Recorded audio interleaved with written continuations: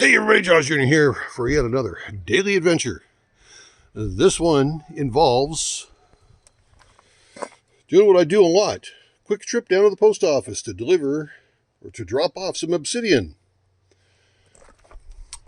Today's a work day, so I can only do things when I have my official breaks, and then I've got to get back in there and get some work done.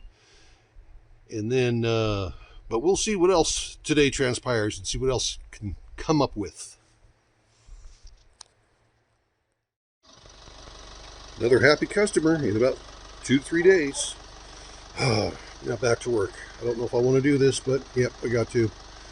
Too beautiful of a day though to be inside working. Oh well, it's what we got to do.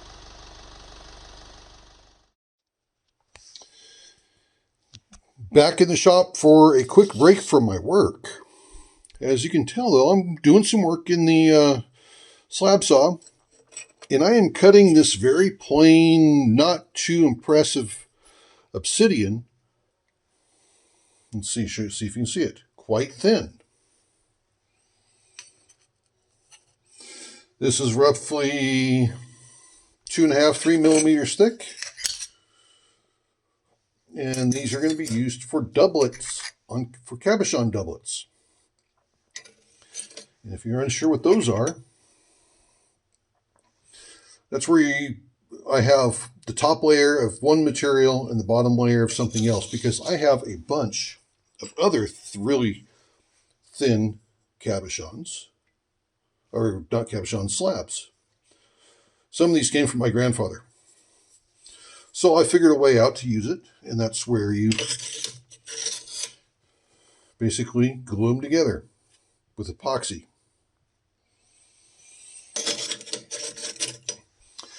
And you can do all kinds of different weird things with these. So this obsidian is fantastic for that, because I really don't want to do anything else with it. It would just possibly just end up getting tumbled and wouldn't even be that impressive.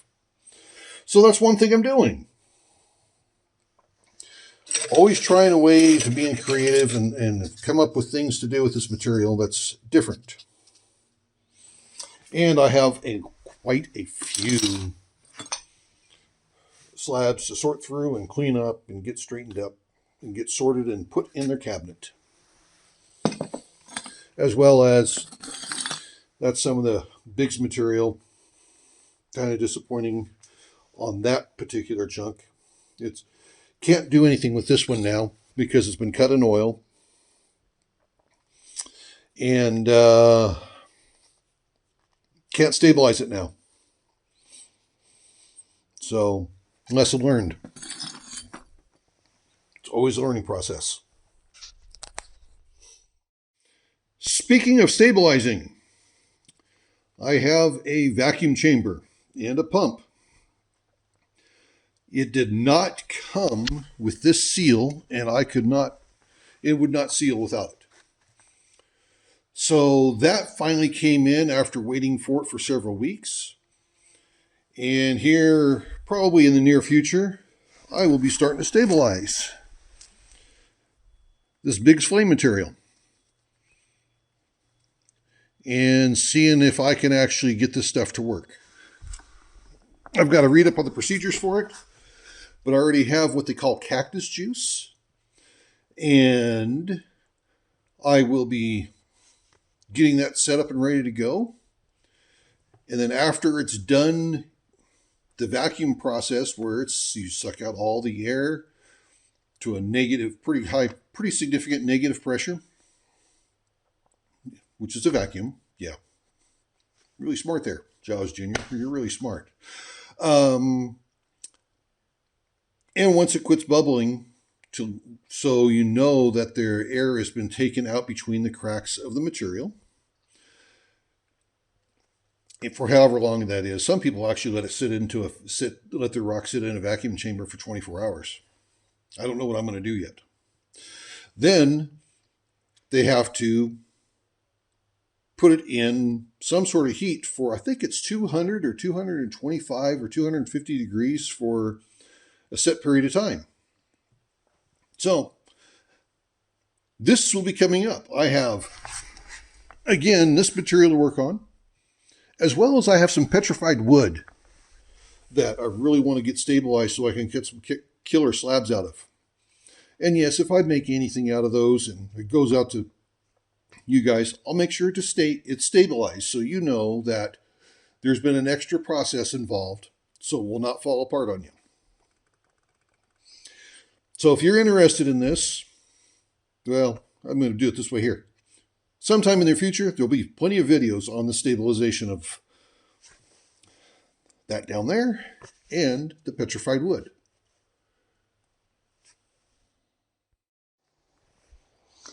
As part of my few-minute break from work, I had to bring the pugs out. And there's Rocky stretching. Here's Jewel. All she cares about is the ball. That's all she cares about is the ball. Rocky's kind of interested too, but he's not like Jewel is when it comes to chasing the ball. You'll see somebody move fast. Whoop.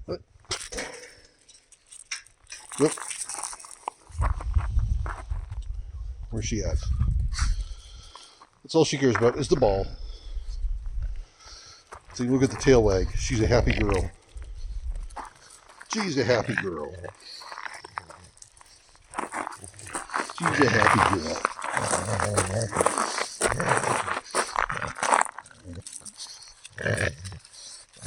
And then Rocky thinks he needs attention as well.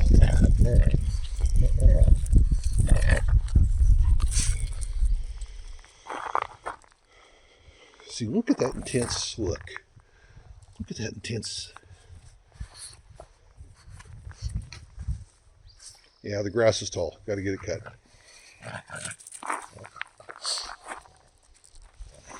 Well, what rock should we look at out here today? We have so much to look at. Probably one of my favorite pieces. Gary Green.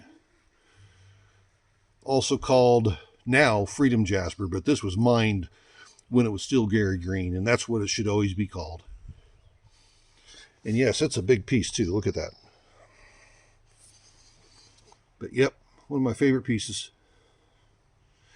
Will I do anything with it? I don't know. My 24-inch saw, when I get it rebuilt, I may cut some of it off, but I'm going to leave a nice big chunk. Because I would really like to make some cool stuff out of some of the Gary Green. I do have another small chunk of it around here first that I should cut up first. But yep, one of my favorite pieces. If you're wondering what that is, it's Highway 97 Bigs. Look at the patterns on that.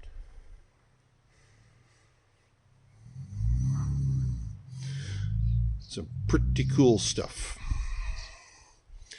And this will probably never get cut either. Believe it or not, this actually weighs more than this. It's smaller.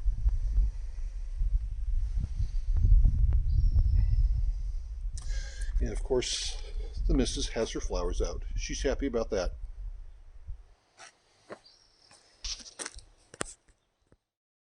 Well, been a long day with work.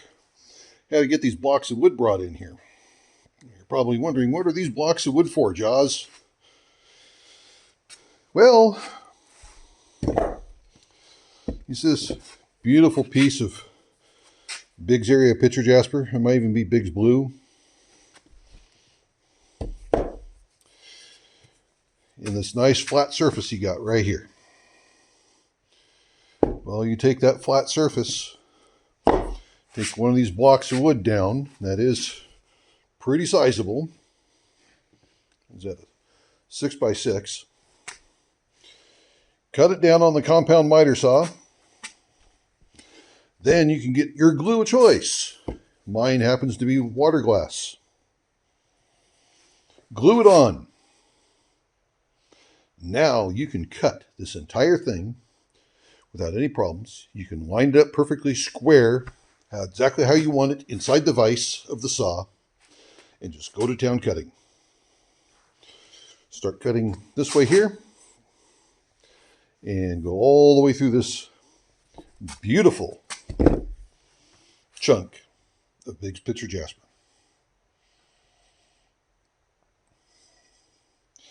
Now, this is the best of the best. The other part is going to be used for firewood because it is usually really bad cracks and the ends are not flat on it. And you know, there's enough here to do a huge portion of the big chunks of wood that I have.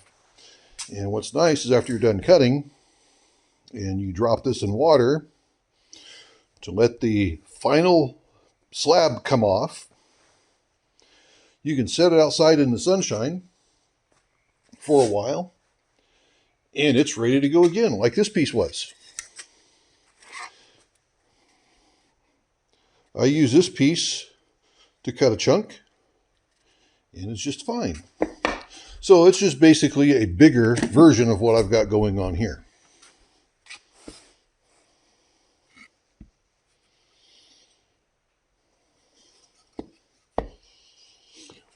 Works pretty well. So there's a lapidary trick that you can use. So if you've got scrap lumber laying around, even a chunk of 2x4,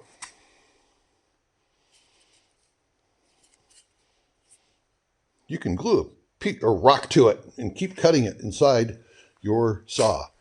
Yes, there's slab grabbers. I own some. So there's other ways of doing it. My way's not the right way, the wrong way, but it's my way. And that's how I do it. With that, I'm going to let you guys go. Let's admire this beauty some more. Just remember, everyone's life's an adventure.